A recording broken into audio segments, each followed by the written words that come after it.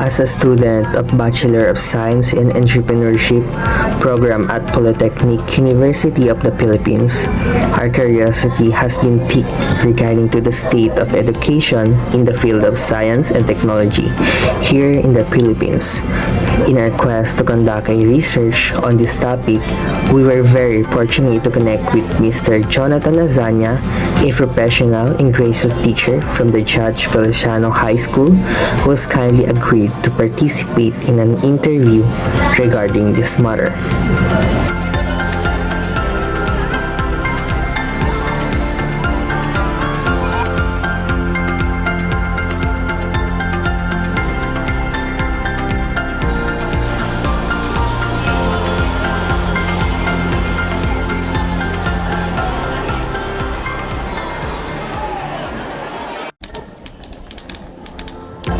Good afternoon po, Sir Jonathan. So for today po, we're going to question you for our subject STS. So, Sir, can you introduce yourself? First of all, I am Mr. Jonathan H. Asanya, and I am a science teacher 3 here at Judge Feliciano Belmonte Senior High School.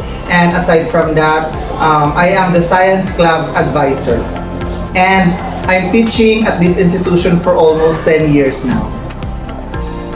So for the next question po, Sir, how did you succeed in attaining your position?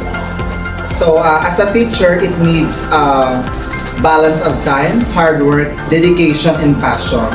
So ever since when I was a child, I dreamed to become one. So I pursued, I study hard, and until this moment, I'm giving my best for my students and for my work. So I think the measurement of success is that how you give your best in everyday teaching or in every aspect that you do inside the classroom. So I think that's for me the measurement of success. So next question, Sir, what motivates you to pursue your current career? So it is really my dream to become a teacher, but I did not plan to become a science teacher. But in reality, as I study, I'm a future thinker. So I think from my point of view that I need to deliver my best. So I think science, as a science teacher, I choose this field to explore more and of course to become advanced in the chosen field that I chose. Sa fourth question naman po, Sir, if we have a chance to innovate our educational system in the science field as the other countries like the US and UK po, in what way should we innovate?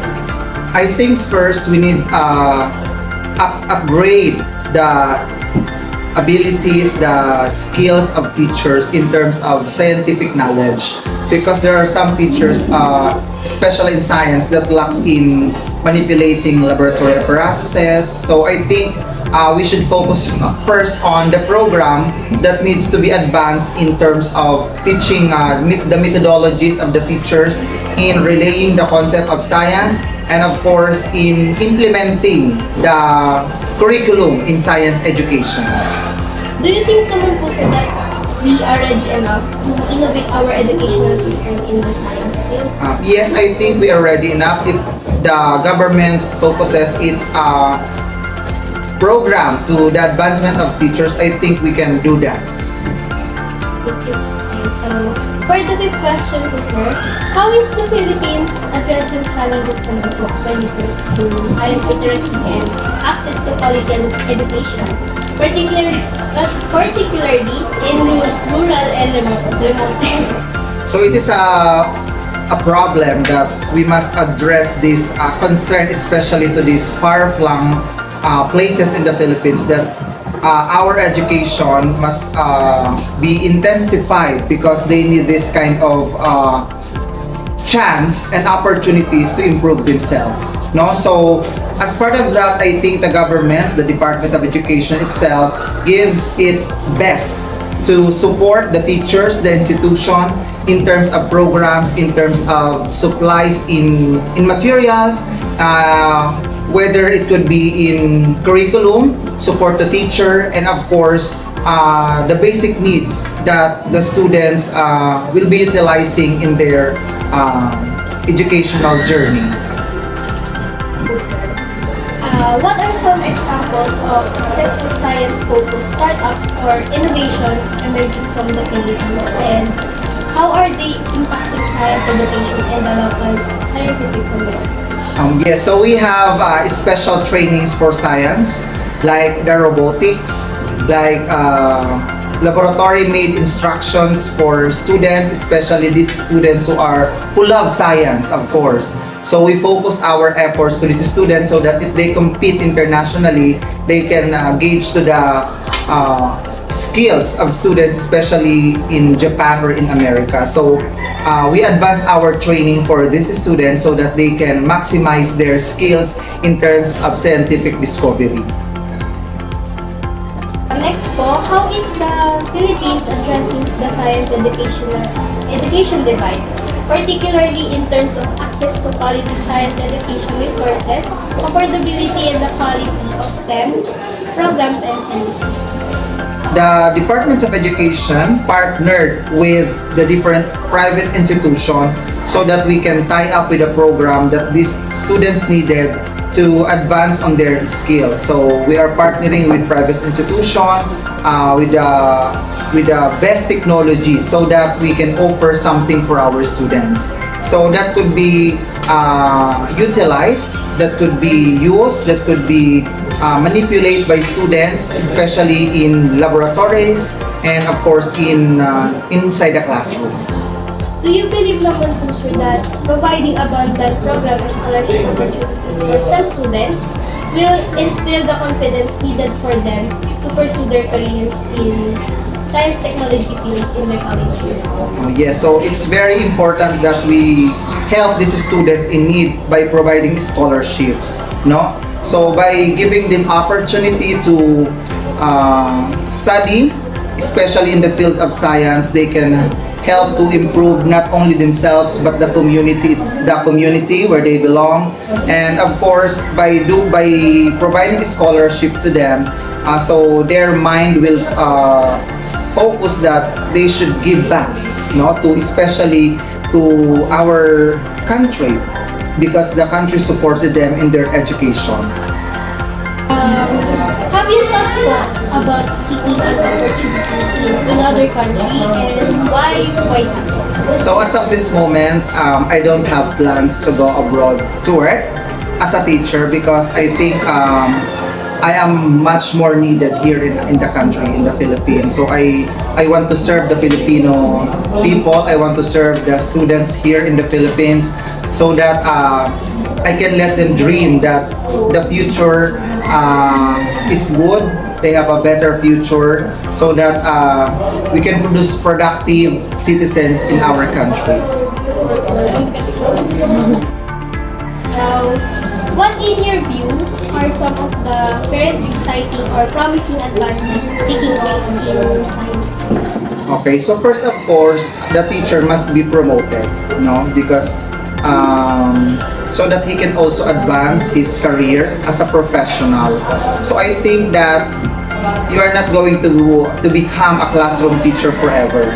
So you need to study, you need to take up your master's, your doctoral degrees so that you can be promoted. So I think that becomes a promising advancement to us, especially as teachers, that we can reach other people by giving these dreams, to other people.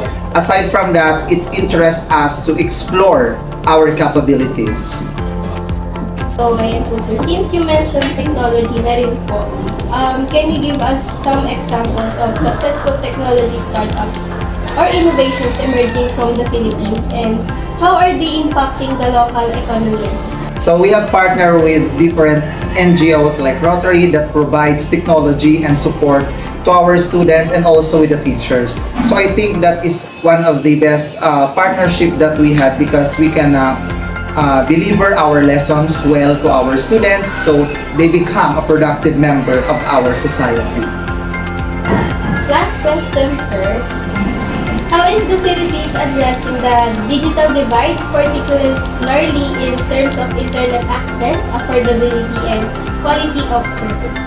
So I think that is one of the problems that the government, especially the Department of Education, must address, so that all students can have access to quality education, not only with quality education but affordable at the same time, and of course with the help of the technology that we have right now. So I think one is to have training to teachers and provide this technology to far-flung areas in the Philippines, so that they have access not only to technology but to the other field of sciences, especially in accessing information from the internet.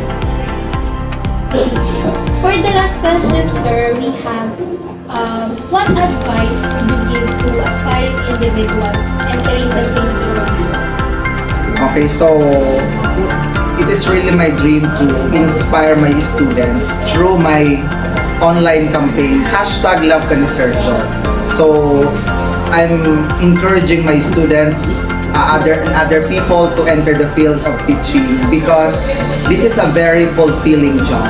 You know, when you see your students grow, when you see your students learn and develop and harness their talents and skills. So I think as a teacher, that is the most rewarding part on my side. So I want to advise the young to also pursue this career, because as long as there is child, there is school, there is something that we can share to other people.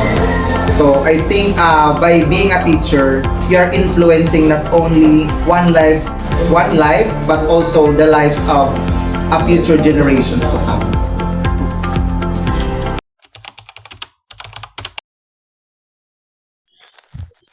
What a fantastic answer right there, Sir Jonathan. I really appreciate how you always emphasize your passion for helping students in science and technology field.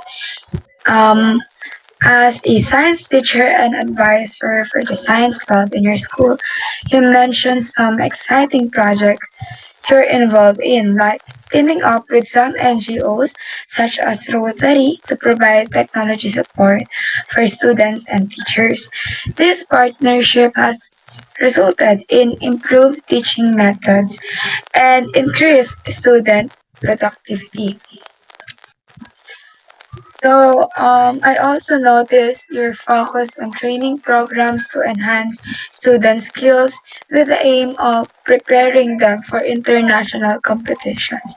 Alongside this, you highlighted the importance of government action to improve science education in the Philippines, aligning students with the demands of science and technology. So in the final part, he shared some inspiring words encouraging students to consider becoming teachers.